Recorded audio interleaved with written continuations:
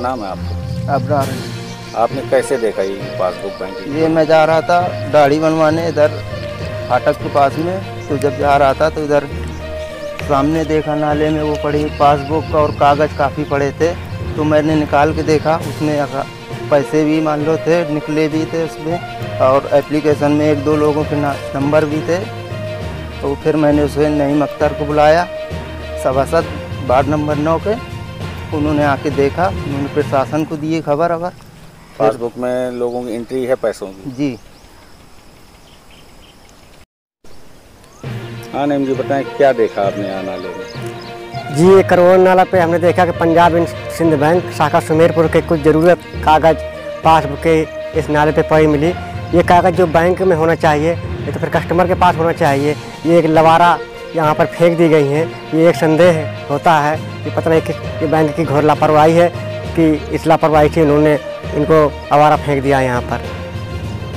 आपने किसको सूचना दी? इसके बारे में हम चौकी में सूचना दी, जो हमारा यहाँ पर चौकी लगता है, तो उन्होंने कहा कि हो सकता है कुछ कागज़ नष्ट हो, इसलिए नष्ट किया गया हो। मगर इस कागज़ ऐसे नहीं नष्ट किए जाते हैं, जो बैंक के कागज़ है एक नाले में फेंक दिए जाएँ।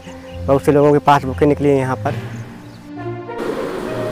सर, यहाँ सुमेरपुर एक नाले में पंजाब सिंध आपकी बैंक के तमाम दस्तावेज पड़े मिले हैं, तमाम पासबुक हैं लोगों की, क्या कहना है इसमें? सर, मैं शाखा प्रबंधक पंजाब एंड सिंध बैंक भगवा सुमेरपुर से। मेरी संज्ञान में आज सुबह ही आपके ही चैनल के माध्यम से ये खबर आई है।